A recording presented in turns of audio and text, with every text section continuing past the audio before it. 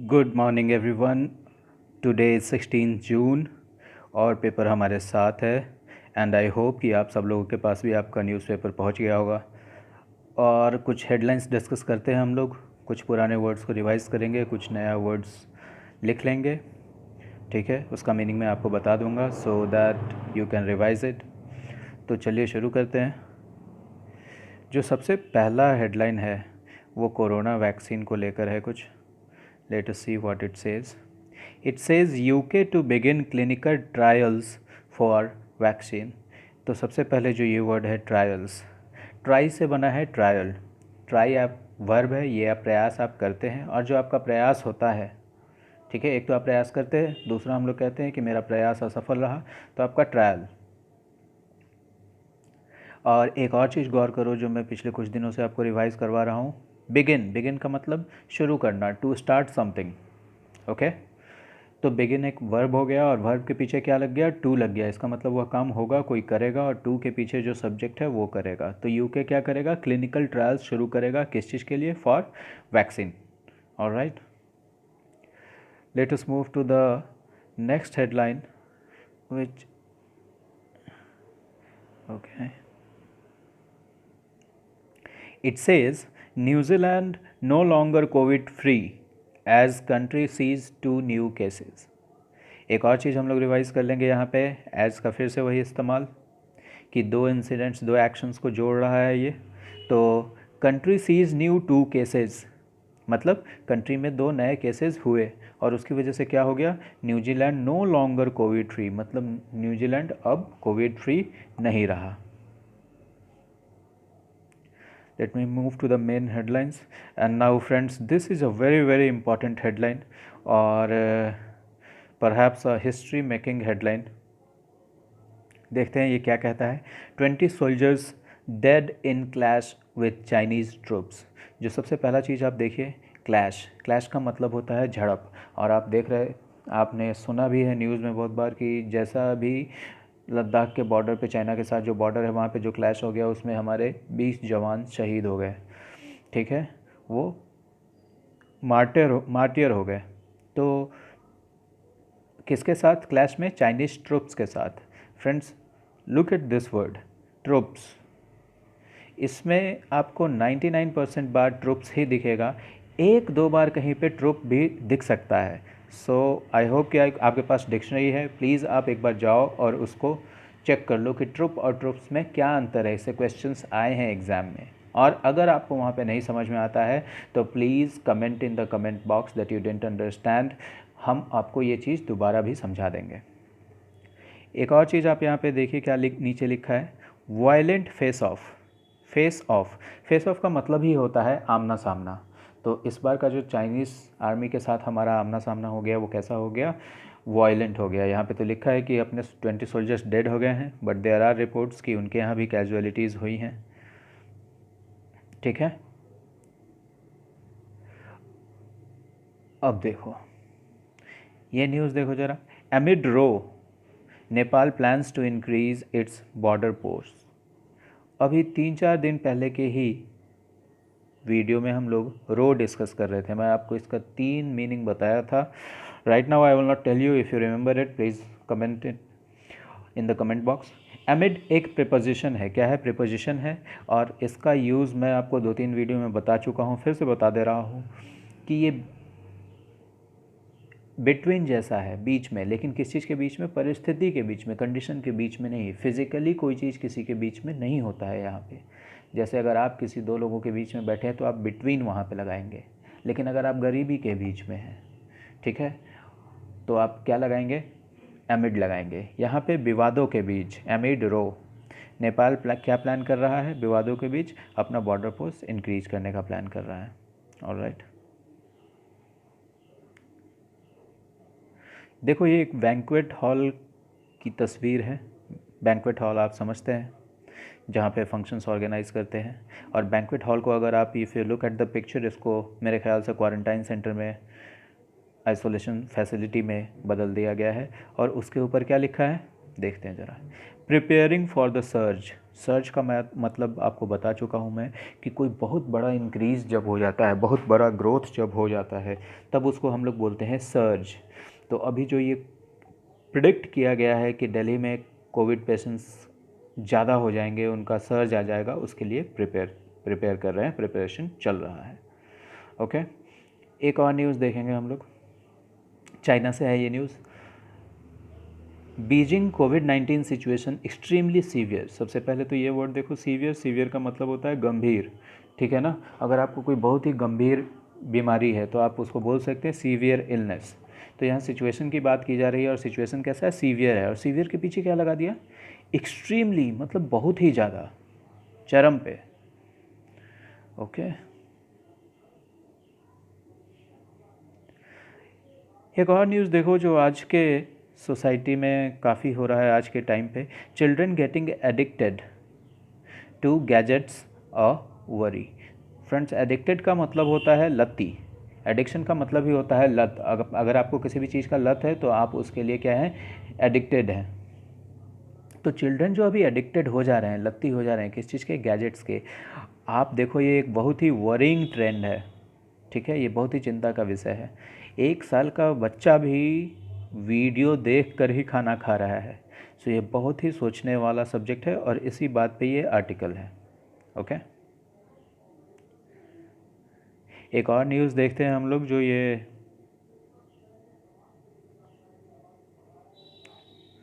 देखो आप, ये news, milk turns sour as sales tank in season of glut.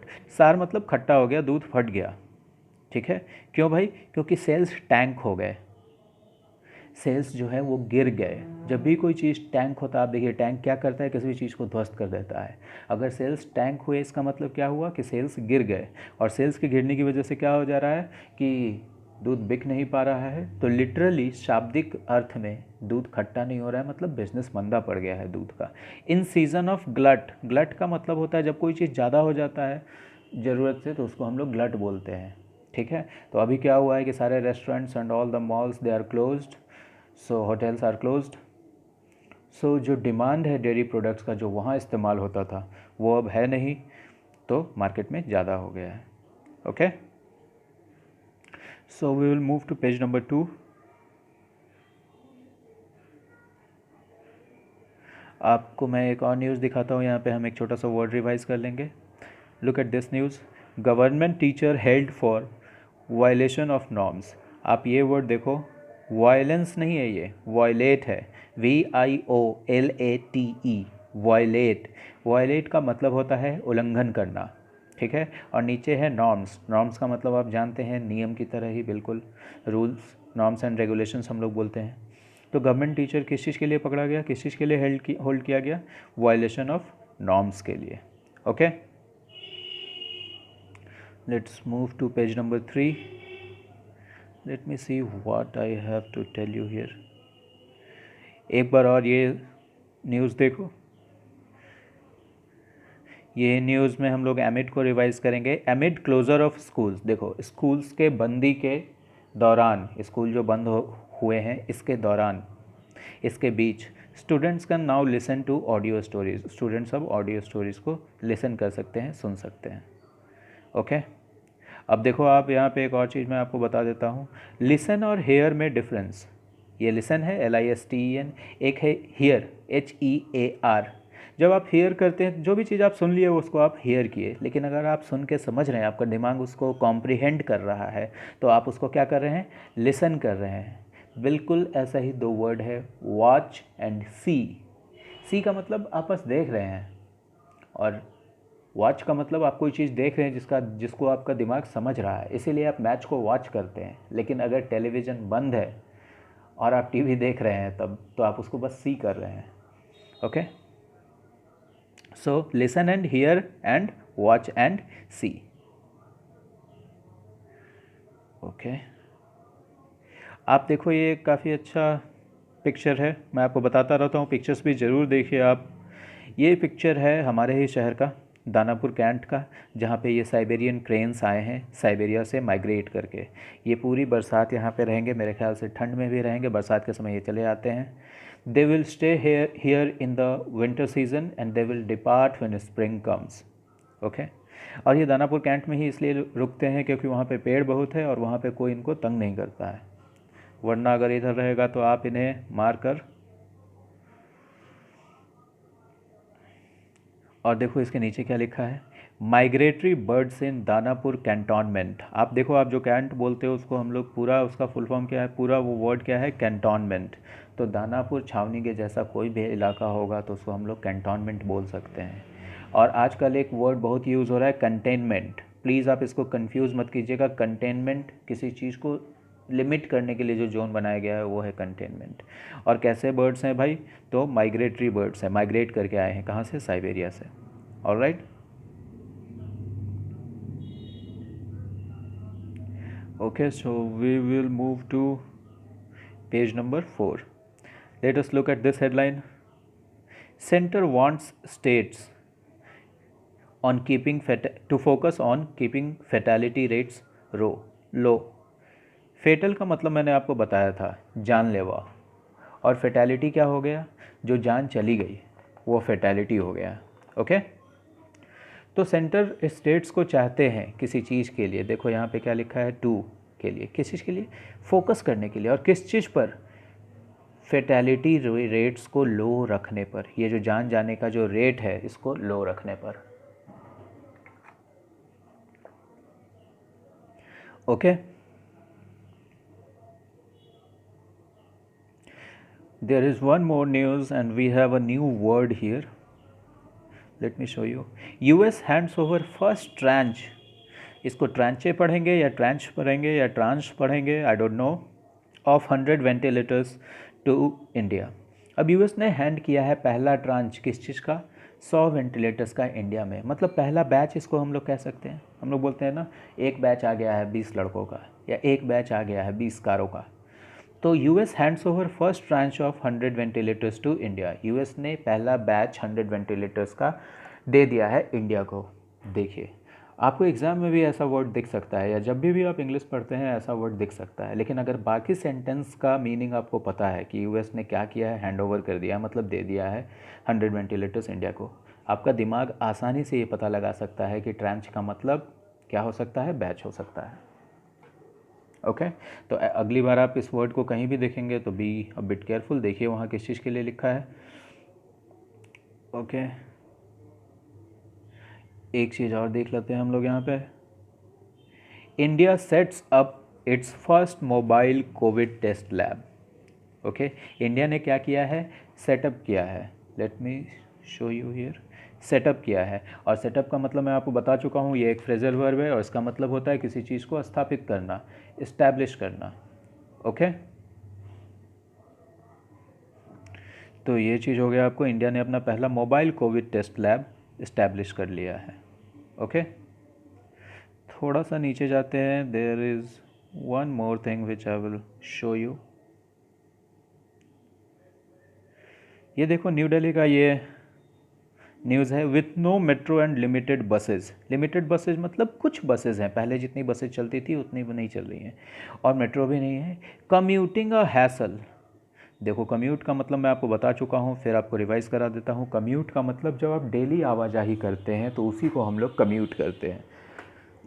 ऐसे अगर आप कहीं जा रहे हैं तो ट्रैवल कर रहे हैं, ठीक है। अगर आप रोज़ ऑफिस जाते हैं फिर शाम में वापस आते हैं तो आप वो क्या कर रहे हैं, कम्यूट कर रहे हैं। और जो डेली पैसेंजर्स रहते हैं उनको हम लोग क्या बोलते हैं, कम्यूटर्स बोलते हैं।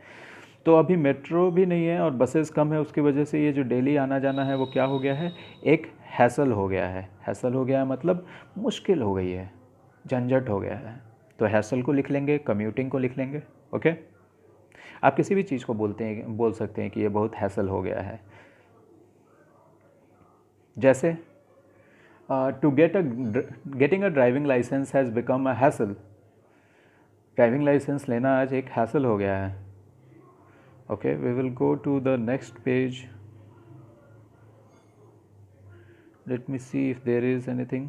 यस, आप देखो, अभी आपको पता चला होगा कि कच्छ में, गुजरात में एक अर्थक्वेक आया था। देखो कच्छ का न्यूज़ है यहाँ पे।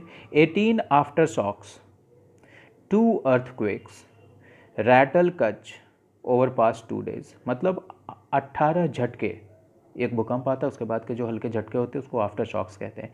18 आफ्टर शॉक्स और 2 अर्थक्वेक्स, इसने कच्छ को क्या कर दिया, रैटल कर दिया। अब आप समझ लो कि क्या चीज़ किया होगा, इसने झकझोर के रख दिया, कच्छ को हिला कर रख दिया, रैटल कर दिया।